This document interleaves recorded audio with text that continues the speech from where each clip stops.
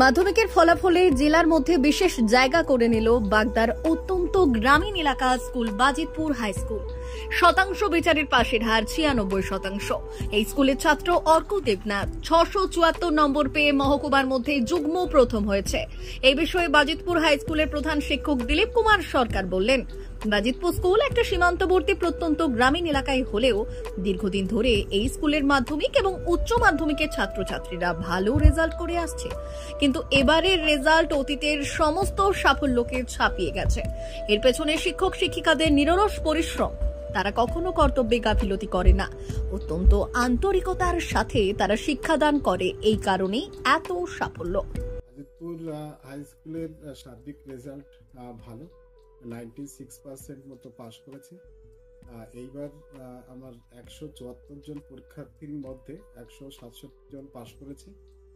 তার মধ্যে হাইয়েস্ট নম্বর পেয়েছে অর্ক দেবনাথ 674। এই যাবৎ পর্যন্ত বাজিতপুর হাই স্কুলে আমার জানা মতে এটাই হাইয়েস্ট নাম্বার। বাজিতপুর একটা ঐতিহ্যমণ্ডিত স্কুল, বরাবরই রেজাল্ট ভালো হয়ে থাকে, কিন্তু এত ভালো রেজাল্ট এই প্রথম আমি দেখলাম। অন্যান্য দিক থেকে ছাত্রছাত্রীরা ভালো রেজাল্ট করেছে। বাজিতপুর বিদ্যালয় পরিচালন সমিতির সভাপতি কঙ্কন হালদার বললেন, বিদ্যালয়ের মধ্যে যে প্রথম হয়েছে অর্ক দেবনাথ, ওর বাবা পরিযায়ী শ্রমিক। অত্যন্ত অভাবী পরিবার থেকে উঠে আসা একটি ছেলের এরকম সাফল্যে আমরা গর্বিত। গোটা রাজ্য জুড়েই মুখ্যমন্ত্রী যে উন্নয়ন করেছেন শিক্ষাক্ষেত্রে, বিভিন্ন যে সরকারি প্রকল্পগুলি, তারই সুফল আমি বলবো।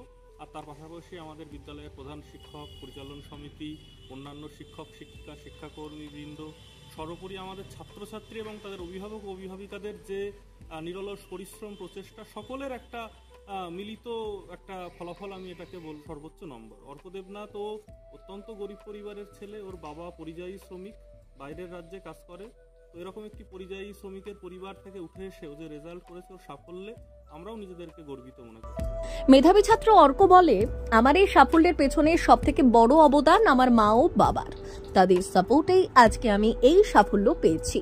তার পাশাপাশি আমাকে যারা শিক্ষাদান করেছে, সেই শিক্ষক শিক্ষিকা, তাদের কাছেও আমি কৃতজ্ঞ। বিজ্ঞান বিষয় নিয়ে এসে পড়াশোনা করতে চায় এবং তার পরবর্তীতে ডাক্তার হয়ে গরিব মানুষের সেবা করতে চায়। খুবই ভালো লাগছে যে এতদিন আমি পড়াশোনা করে এরকম একটা পজিশনে যে আসতে পেরেছি। আমার বাবা মা, বাড়ির লোকজন এবং স্কুলের মুখটা যে উজ্জ্বল করতে পেরেছি, আমার এটা ভেবে খুবই ভালো লাগছে। মোটামুটি দিনে ক ঘন্টা পড়াশোনা করতে? কোনো নির্দিষ্ট টাইম ছিল না, যখন ভালো লাগতো সেই সময় পড়তাম।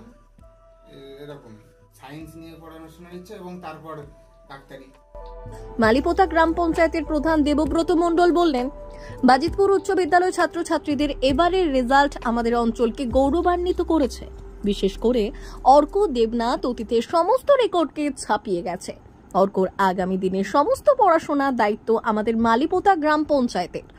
ওর যে কোনো সমস্যায় আমরা সব সময় পাশে আছি। আমাদের মালিপোতা পঞ্চায়েতের গর্ব, এবং বিগত দিনে এইরকম রেজাল্ট আগে কখনো হয়নি। এবং বিশেষ করে এর প্রাধান্য বাজিতপুর হাই স্কুলের শিক্ষকদের এবং পরিচালন সমিতি যথেষ্টভাবে পড়াশোনা তারা করিয়েছে এবং স্টুডেন্টদের বর্তমানে শিক্ষাগত মান অনেক বেড়েছে। পঞ্চায়েতগতভাবে বিগত দিনেও আমরা দুস্থ যে সমস্ত স্টুডেন্ট আসে, পরিবার থেকে ছাত্রছাত্রী আসে, তাদের আমরা বই বিতরণ করেছি এবং বিভিন্ন সামগ্রী বিতরণ করেছি শিক্ষাক্ষেত্রে। এবং আমরা অর্কর পাশে সামগ্রিকভাবে পঞ্চায়েত সবসময় তার পাশে থাকবে। বাগদা থেকে বিপ্রজিৎ দাসের রিপোর্ট, কাঁটাতার।